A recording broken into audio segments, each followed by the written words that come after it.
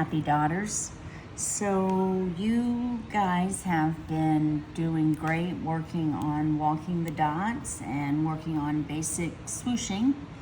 And so I wanted to now take those two concepts and bring them together to make some elements that you can then put into a pattern or a piece on a board or even a stone.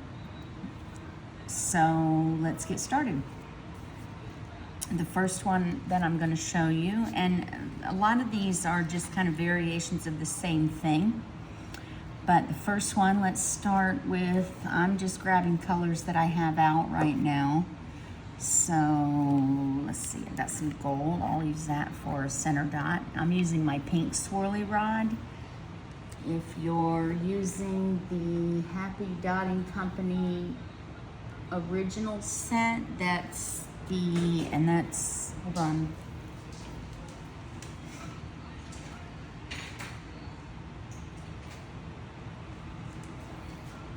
Sandy, that's you. So for you, the equivalent tool would be your pink tool. So it's still pink. So the pink Happy Dotting or the pink swirly.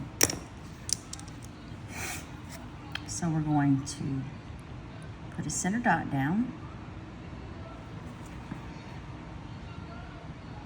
and put it on my grid line.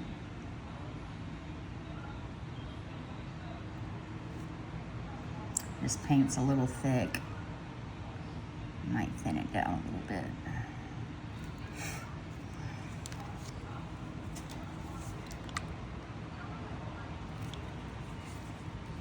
Bear with me just a minute.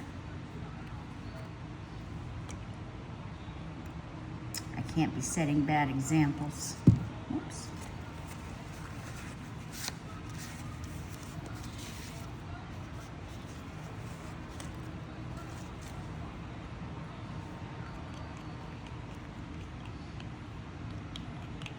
Paint's been sitting for a while, so it got thick, so I added a little flow medium to it to thin it down a little bit. It's a little better, probably could use some more, but it's good for now. So I've got my center dot down, and remember, if you've got a peak on there that you don't like, just swirl it out and then recheck your paint consistency and make sure that it's not too thick and that's causing you to get spikes.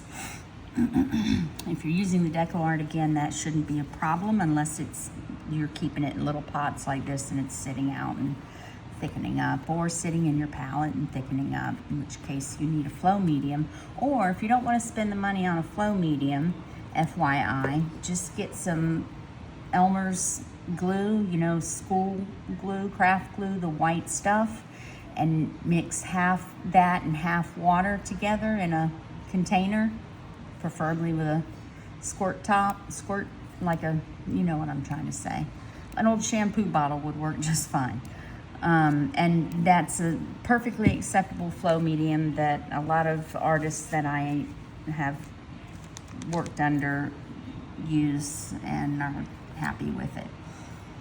Okay, so let's first walk some dots around this dot. As y'all know by now, I like tiny little dots for my first ring, so I'm going to use the small end of my yellow tool. And I'm just going to pick color number 1 in my current palette I'm using. Remember, we want a nice big anchor dot that's noticeably bigger than the rest of them. Not outrageous, but double dip it and tap it a few times to get it bigger than the dots you're going to walk. And then we're going to walk our dots around. You want your dots as close together as possible without touching, and as close to your center dot as possible without touching. Really scoop that paint up so that you have enough, don't just dip like that, scoop it so that you have enough to walk your dots.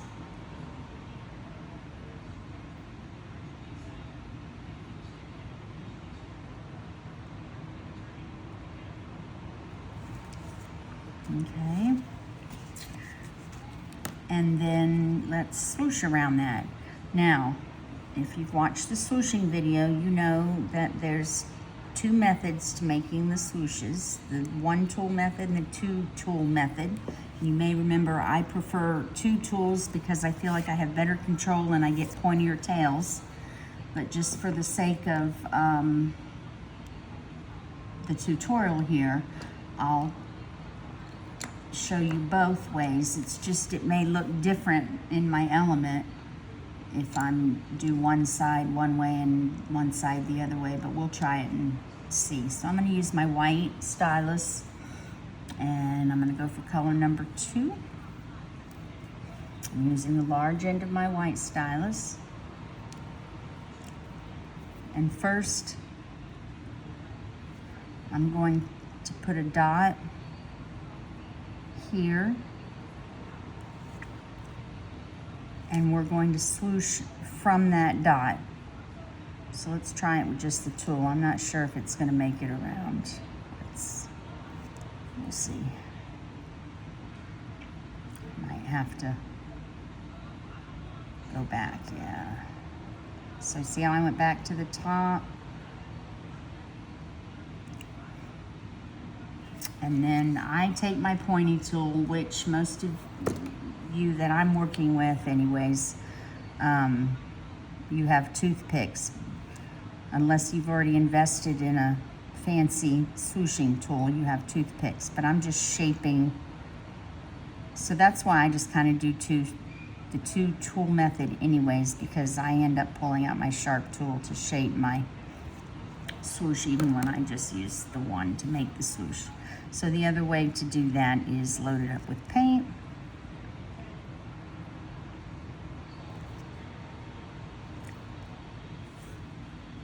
Drop off a little bit more. Take your toothpick.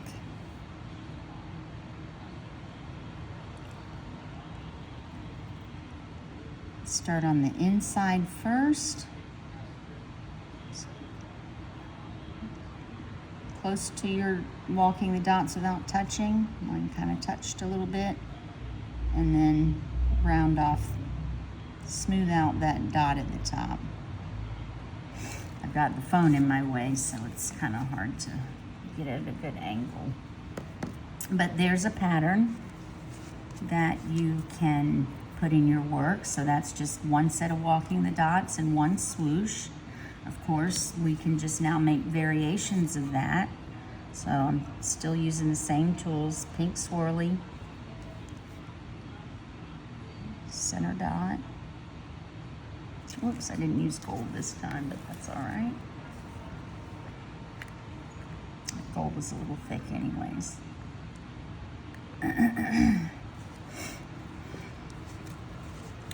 Now we'll walk some dots around that. Back to my color 1. My yellow tool, small end.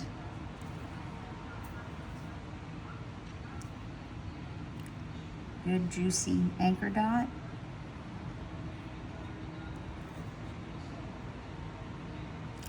And then scoop and walk.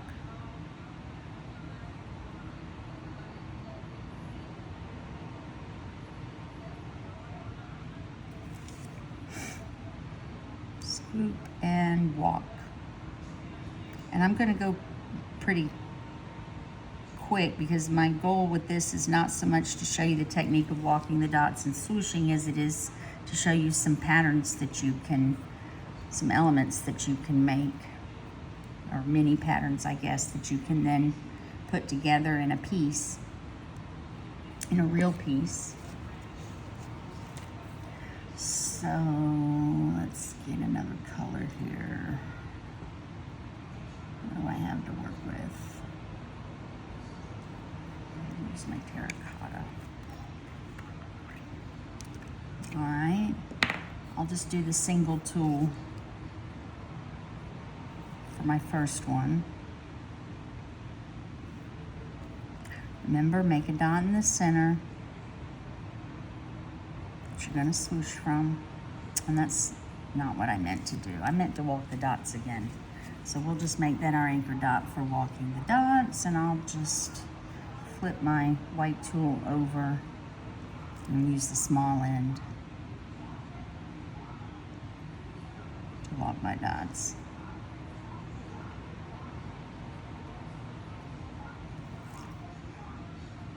Remember to tuck your dots under your center dot.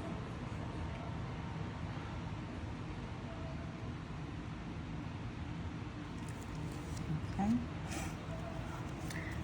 Now we're going to swoosh around that.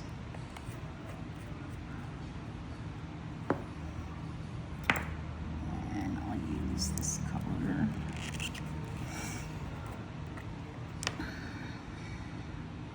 I'm going to go up to the blue tool because this is going to be a further distance to travel, and so I want to have a little bit more paint, so I'm going to use the large end of the blue tool. Again, I'm going to put a dot in the center that I'm going to swoosh away from. Scoop out some paint.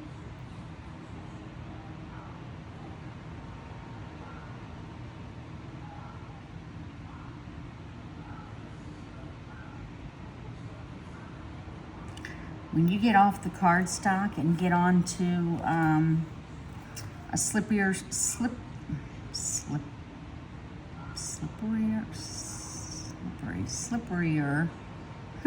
surface, you're going to have a much easier time with swooshing. So I highly recommend that once you're getting a good feel for it, that you move on over to your little wooden rounds. Put some base coat on there, preferably matte, because your pencil will show up better on it if you're going to make guidelines. But for your practice, it's okay. Whatever acrylic you have, whatever color you want, put a base coat on your wooden round and then sand it with a fine grit sandpaper, just a light buff kind of, just to sand it and make it slipperier. Okay, so same thing on the other side.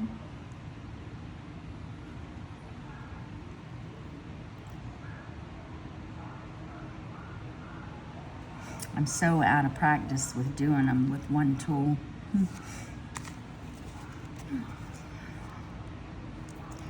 It's not thick enough at the top for me. I like them to be thicker at the top. And then trail into the tail.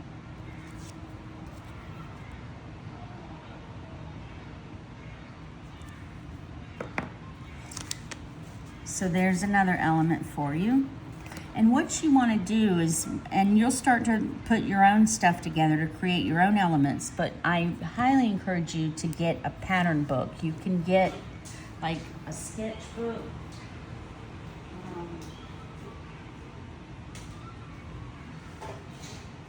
Let me show you mine. It's kind of a mess, but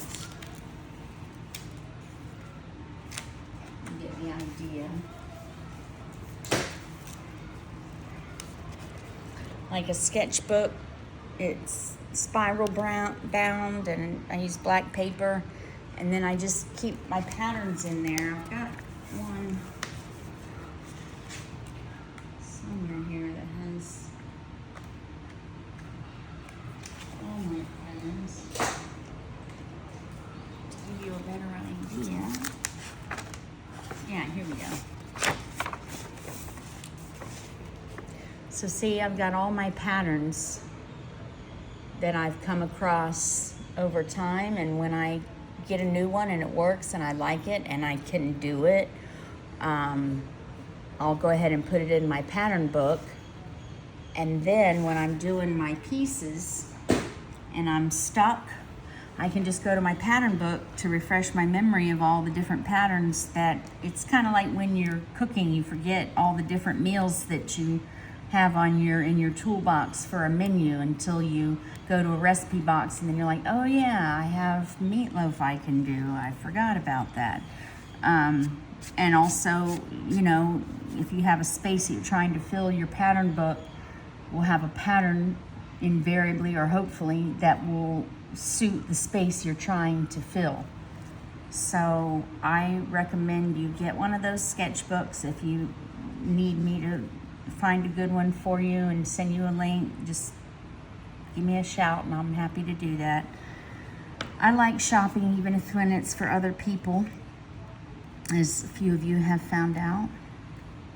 And I try to find you the best deal on whatever it is you're looking for. Okay, so now,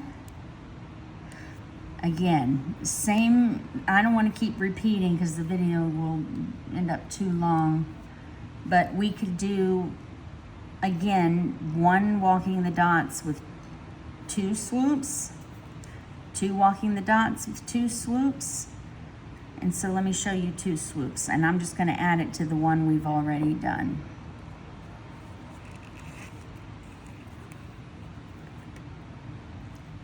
So it's not so repetitive. So in that case, I'm probably going to go to my green tool because I really have a ways to travel now. And this time I'm going to make a pyramid of dots.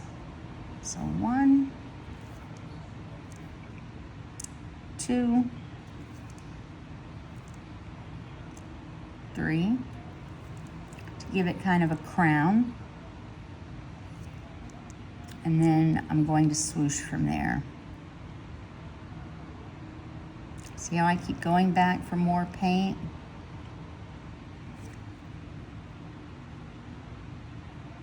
So that I'm pushing the paint along till I get it to the end. So again, load your tool with paint and kind of push it in little small increments to get it around where you're wanting it to go. And then if you need to fix something, grab your toothpick and you can adjust the shape or drag your tail a little more and get it pointy if it's not pointy at the tip. That seems to be the thing that I see the most with beginners, the beginners that I'm working with and other beginners, is the tails of the swooshes are not, they're blunt, they're not pointy. And it's just gonna come with practice and your trusty friend, the toothpick. I can't recommend that enough. Okay, so there's a beautiful pattern. All right, let's see, what else can we do? Use number 1, make a center dot. Let's try to do a lotus. So I've got my center dot here on the grid. You could walk the dots around this, or you don't have to. It's your preference. I'm not going to, just in the interest of time. Heck with it, let's do it. Let's do it to it. So yellow tool, small end.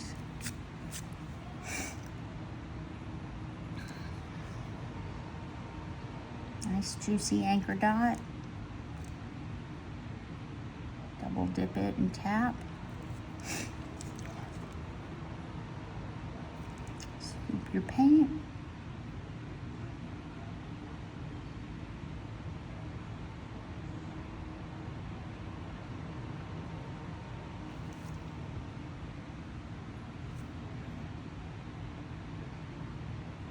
And also, I don't show this in the videos because I have to keep it in the frame, but please, and I do this when I'm doing my own work, if it's more comfortable, like right now, I'm not real comfortable going around this right side because I'm having to do my arm like that to get around there. In real life, I would turn this around this way probably so that my arm and wrist are in alignment while I'm doing my dots instead of doing this like I'm having to do. So get in the habit of turning your work around, and also that'll help you keep your hand out of your already wet paint. If you're, don't be reaching over wet paint to do something. You will regret it. I promise you that. I think that's probably the mistake a lot of people make the most, not just starting out, but all the way through, is you get going and you're just really happy with what you're doing, and then down the drain it goes. And it's usually not an easy fix either when that happens. Okay, so let's look at a lotus pattern, or something resembling a lotus. I'm going back in my memory storage for some of this, because I got off into a different land with my cone work and working with Summer Tan. I don't know if all of you are familiar with her work, but she does a lot of cone work, and I've been working with that for a year now. So a lot of this basic dotting stuff I kind of haven't been doing. I've started picking it back up again lately because I've been working with you guys, and I'm trying to start incorporating it back into my work along with the cone. So, but I digress. All right, so let's start with a white tool. And listen, I'm just telling you the tool. If you're following along in the video and you really want to use the same tools I'm using, but I want you to really work on letting go of that and just knowing your tools and knowing what size each one is going to give you of whatever it is you're trying to do. So that, and also, let me quickly say this. I've got the white tool in my hand right now. With this one white tool, the big end, let me show you. I got something on my paint, some schmutz. I can make this dot. I can make this dot. I can make this dot. Do you see what I'm saying? It's not so much the tool size as it is the amount of paint on your tool and the pressure with which you're applying. This one, I just barely tapped.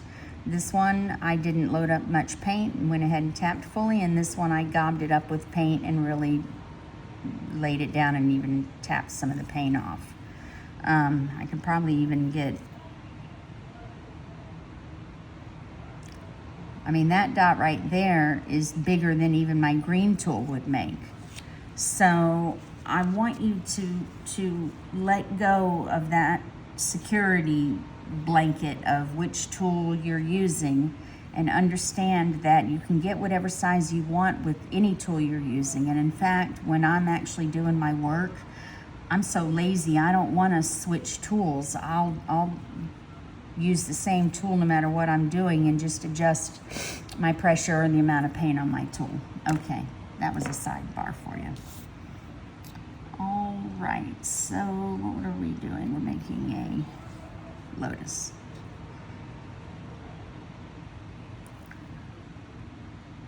All right.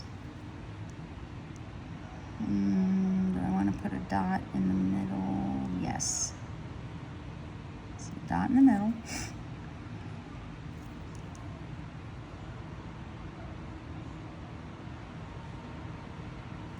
One swoosh.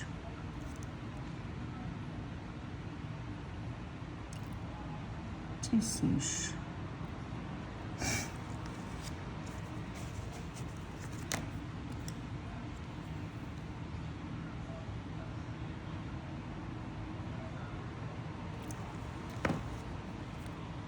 And I'm going to switch colors.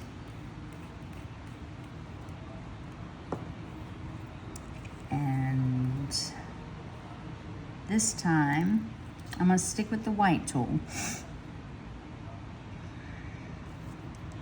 I'm going to drop down a little bit. Now, if I had my grid lines made, I would have circles, so I'd have more of these horizontal lines that I could align my next swoosh on. In other words, and we haven't covered grid lines yet, but we are going to. But in other words, I would have circle lines like this.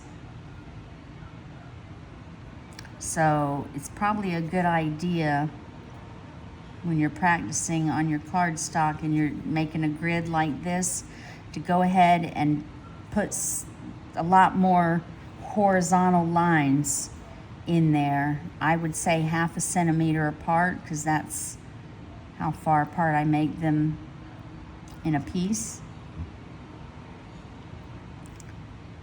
And that way you can start getting used to using them. But so for the next swoosh, I'm going to drop down a little bit. So I'm going to go down to this circle, this grid line, horizontal. And the reason for that is then on every one, I'm going to start on that same circle. So all my swooshes will be the same height around the board. Mandalas are all about symmetry. It's what makes a mandala a mandala. So I'm going to drop down to that first horizontal line. And I'm going to finish that tail with my toothpick. Tuck it under the one you just made. And again over here.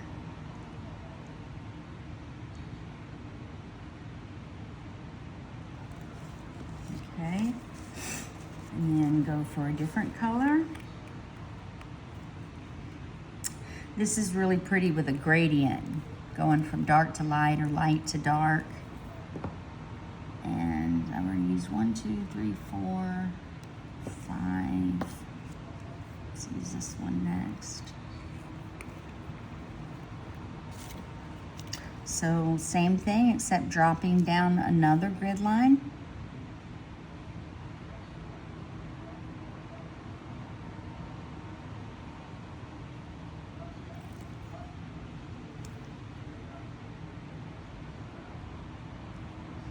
Something on my tool, it's gonna make that a fat swoosh. There we go. And you just basically keep going. I have to shape these. It's gonna make me crazy if I don't.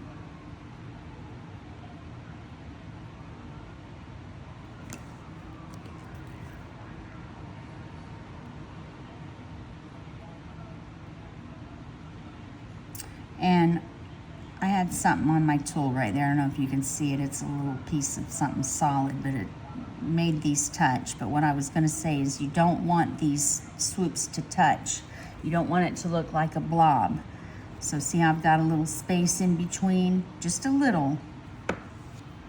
Not a lot, just a little.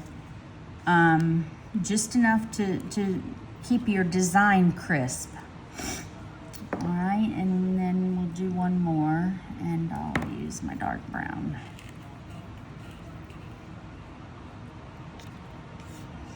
Check your tools before, check. I normally will see schmutz on my tool before I put it down in the paint. Usually as I'm going here, I can usually see that there's something in my paint. I missed that one, but because you can see what it does to you, it wrecks you. So again, I'm going down another guideline.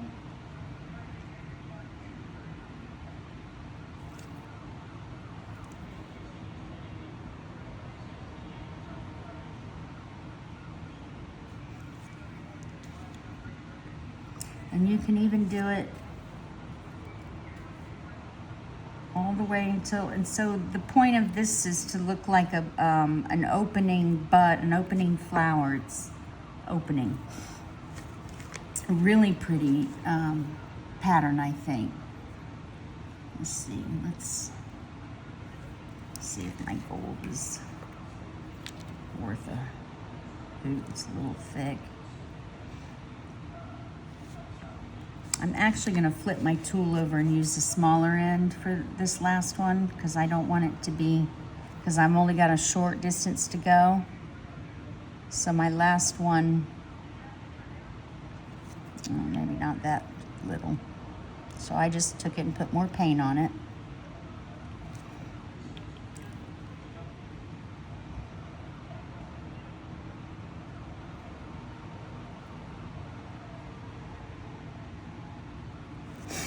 And there you go.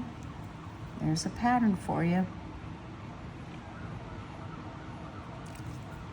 And that's a lotus flower. It would be really pretty if it wasn't for it's probably a fruit fly. I've had some fruit fly problems lately. Might have met its maker. Okay, and then the last thing I wanted to show you was a pattern that I posted today, the forest creature piece that I'm working on, and someone had messaged me, they liked it and were attempting it and doing pretty good, but I told her I would include in the video how to do that pattern, so here we go. And you're going to definitely want the toothpick for this. I'm going to just use my green stylus and put a regular dot down instead of a big giant dot.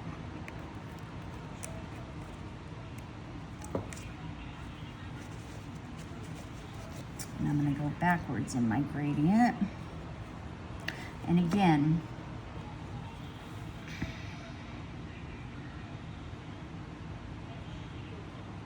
and of course I'm making these rough, but on a piece we would use a compass and these would be perfect.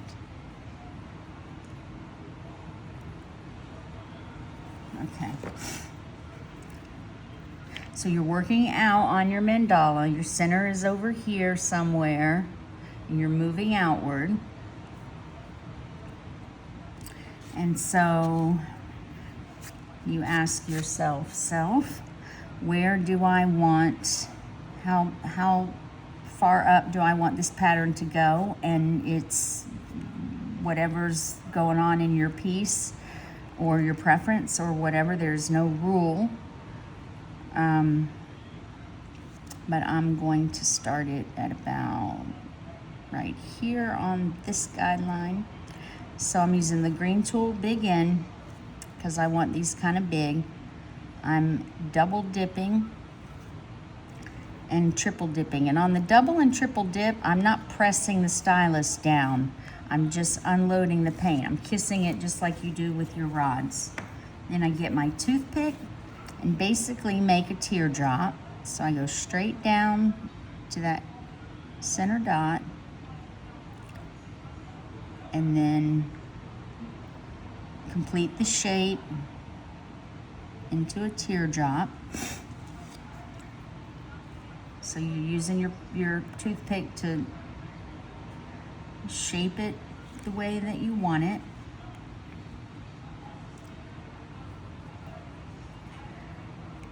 And then next color.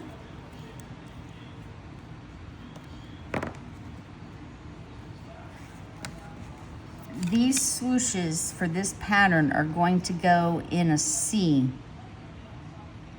Half a C and half a C. So if you want to sketch that on your piece or on your practice before you're doing it as kind of another guideline for you, go for it. It won't hurt at all. It'll keep you in line. Just make sure that they're kind of the same on both sides. Okay, so I'm going to put a dot, just like same tool, double dip, triple dip. And I'm going to go ahead and do that on the other side. I'm on that C guideline. It's not really a C, it's more of a, I don't know what, just an arc. Okay, now I'm going to take my toothpick And I'm going to start at the inside of that dot, and I'm going to follow just along the edge of the swoosh I just made. Close, but not touching. Not touching. So see, that gave me kind of a golf club looking swoosh. I want to fill in that crook of the golf club so that it's not a golf club anymore, but instead it's a nice pretty swoosh. And then you do the same thing to the other side. Clean off your tool in between, or you won't get pointy tails. And then get rid of your golf club.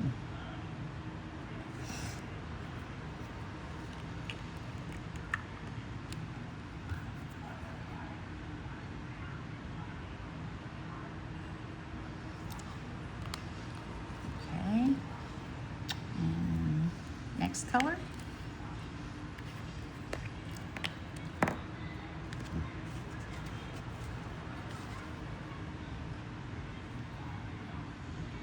On the C, or the arc. 1. I would say when you're just starting out, don't do both dots, because I want you to take your time on each swoosh, and if you take too long on one, the dot may dry before you get a chance to swoosh it. So I'll do it the way that I want you to do it. So put your dot down, take your toothpick, run it down beside the one you just made, so just like that, and then come over here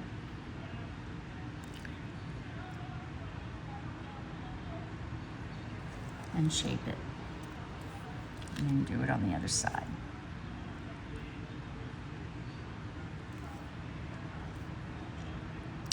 And why double and triple dot? Well, one, so that your paint will not run out, but also so many have asked me and wanted to know how to get plumpy work.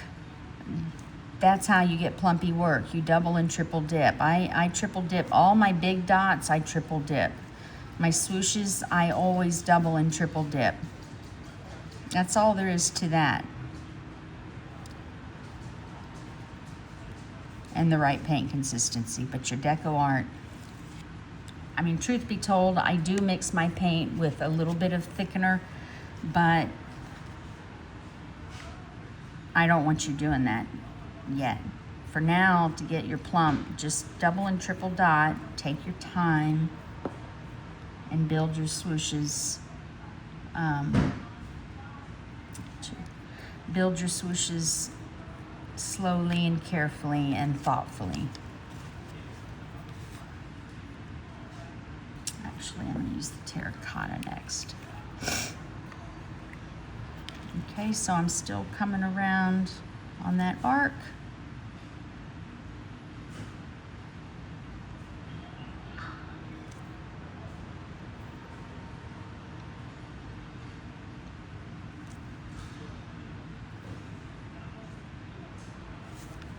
And you see what's happening here, where we're going with this. This is a beautiful pattern. It's probably my favorite pattern to make.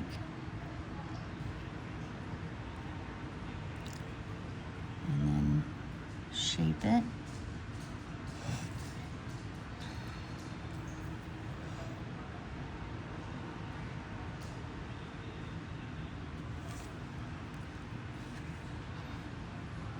Other side.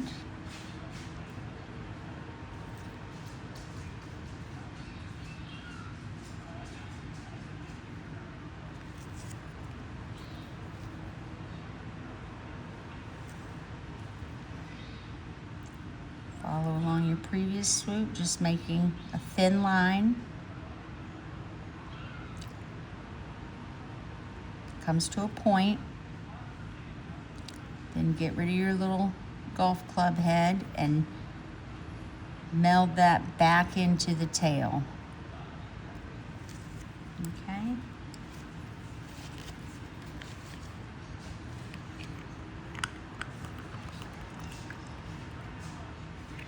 want to do this until you get to a place where your swoosh is laying flat, and this should be the one that will do that for us.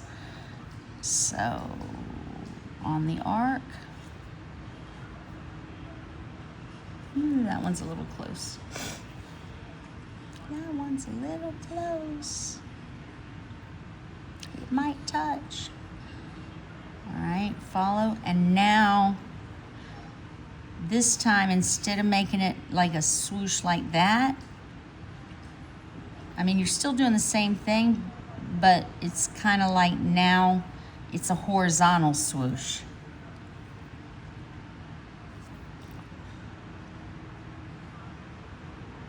So you can stop at that point. But what I did today on the piece that my forest piece that I posted that someone asked me about, was because I didn't really like that space underneath. You could use a smaller dot there and stop with this number of swooshes, but this space here that's still left, the half the dot,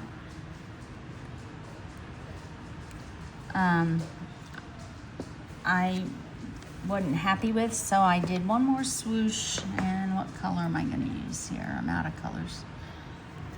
I think I had another green somewhere.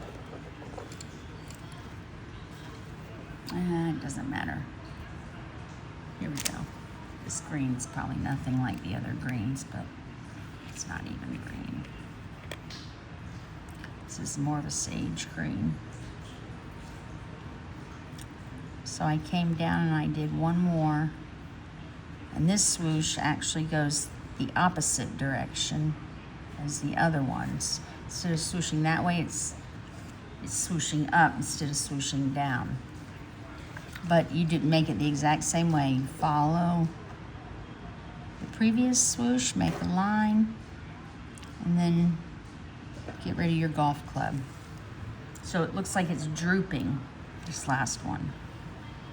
I really like that effect.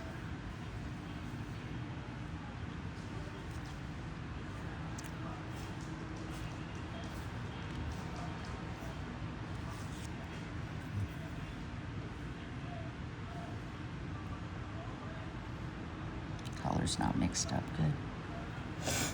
Okay, so there's an element. Now, you see how much time that took me to make? That was not slowed down for your benefit, with the exception of making only one dot and working it and one dot and working it. I do make both dots and then work them, and both dots and work them. Saves a little time, but the speed that I'm doing my swooshes and the speed that I'm walking my dots that I'm showing you is the actual speed that I work in. And remember, making mandalas, creating mandalas is supposed to be meditative and therapeutic. It's not about the destination, it's about the journey to get there.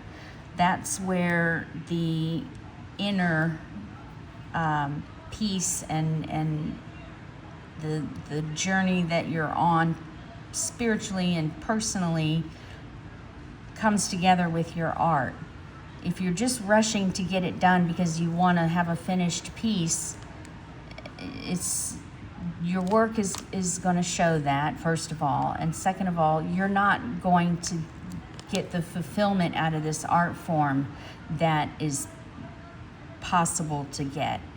And I don't know if any of you, I don't think, know my story, but I became a paraplegic 4 years ago, and I was in a really dark place, and my daughter bought me a box of paint for my birthday and basically said, snap out of it. I had never touched a paintbrush or anything in my life.